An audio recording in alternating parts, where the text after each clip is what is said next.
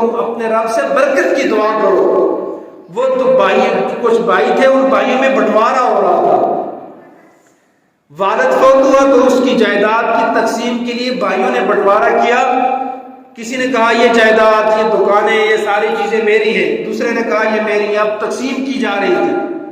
تو ایک بھائی نے کہا کہ میرے حصے میں مجھے میری ماں دے دو، میری ماں میرے حصے میں ہے، ماں کو ہے۔ وہ کہتے ہیں الماس درے رہ جاتے ہیں، بکتا ہے تو پتھر بکتا ہے، اجناس نہیں اس دنیا میں انسان کا مقدر بکتا ہے۔ اور خالد سجاد سنار ہوں میں اس درد کو خوب سمجھتا ہوں، جب بیٹا چھپ کے روتا ہے تب ماں کا زیور بکتا ہے۔ اور کسی کو گھر میرا حصے میں، کسی کو دکان آئی، میں گھر میں سب سے چھوٹا تھا، میرے حصے میں ماں آئی۔ تو وہ بھائیوں میں بٹوارا ہو رہا تھا، تو ایک بھائی نے کہا تم اپنے حصے کی چیزیں لے لو، ماں کو میرے حصے میں چھوڑ دو، ماں میرے حصے میں۔ اس نے ماں کی خدمت کی، ایک عرصہ ماں کی خدمت کرتا رہا، ماں بھی دنیا سے رخصت ہوگی۔ اور قسم کشی کا زمانہ تھا۔ وہ کہتے ہیں ان مع العسر یسر، ہر تنگی کے بعد آسانی ہے۔ آسانی کیسے آتی ہے؟ ساری زندگی قسم کشی کی زندگی گزاری اور نامساعد حالات میں زندگی گزاری، حالات کے ستم کا مقابلہ کیا، لیکن ایک دن سویا ہوا تھا، رات کو خواب کے اندر ماں کی زیارت ہوئی تو ماں نے کہا بیٹا پریشان کیوں ہو، فلاں جگہ پہ جاؤ، درخت کے نیچے ایک پتھر ہے، وہاں 10 درہم رکھے، اٹھاؤ اور اپنی ضرورت پوری کرو۔ یہ بچہ ماں سے خواب کے اندر پوچھتے ہیں اماں جان کیا اس 10 درہم کے اندر برکت ہے؟ تو ماں کہتی ہے بیٹا برکت تو نہیں ہے، لیکن تم پریشان ہو، جاؤ اٹھا لو، اپنی ضرورت کو پوری کرو۔ اب صبح اٹھا، اپنی بیوی کو خواب سنایا کہ ماں نے رات کو خواب میں مجھے 10 درہم دکھائے، لیکن ساتھ یہ بھی کہا بیٹا برکت نہیں ہے اس میں۔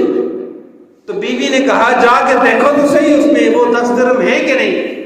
تو اس نے کہا نہیں اس میں تو برکت نہیں۔ تو پھر میں نے جانا نہیں، بے برکتی چیز کو میں نے لینا نہیں، میں جاؤں کیوں؟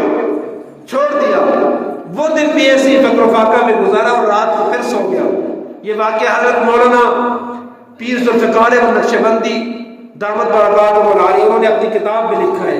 دوسرے دن پھر سویا اور رات کو خواب کے اندر ماں کی پھر زیارت ہوئی۔ ماں نے کہا بیٹا ایسا کرو کہ جاؤ فلاں جگہ پہ اور پتھر کے نیچے 1 درہم پڑا ہوا ہے، اور وہ درہم اٹھاؤ اور اٹھا کے لے کے آؤ اور اپنی ضرورت کو پورا کرو۔ یہ ماں سے پوچھتے اماں جان کیا اس میں برکت ہے؟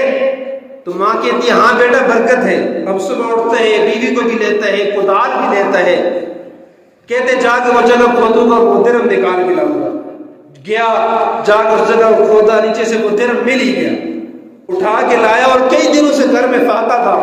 وہ درہم لے کے بازار گیا، بازار میں جا کے اس نے سوچا کہ اس کا کیا خریدوں، دیکھا کہ ایک مچھلی فروش مچھلی بیچنے کی آواز لگا رہا تھا کہ مچھلی خرید لو، مچھلی لے لو۔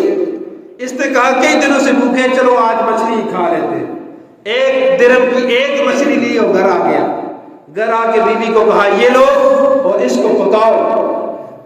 اب بیوی نے اس مچھلی کو پکانے کے لیے اس کو پیسز میں تقسیم کرنے کے لیے کاٹنا شروع کیا، جو ہی چھری سے کاٹا اس کے اندر ایک ہیرا پڑا ہوا تھا۔ اب بیوی نے اپنے اس شوہر کو کہا کہ یہ ہیرا اس کے اندر سے نکلا ہے، یہ رکھ لو۔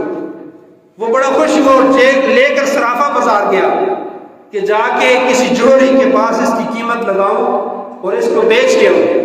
جب صرافہ بازار میں گیا تو صرافہ بازار کے سارے تاجر اکٹھے ہوئے اور سب نے کہا کہ پورا صرافہ بازار کو اگر تمہیں دے دیا جائے تو اس کی قیمت پھر بھی ادا نہیں ہو سکتی، یہ اتنا قیمتی جوہر اور اتنا قیمتی نگینہ اور ہیرا ہے، اس کی قیمت ہم ادا نہیں کر سکتے۔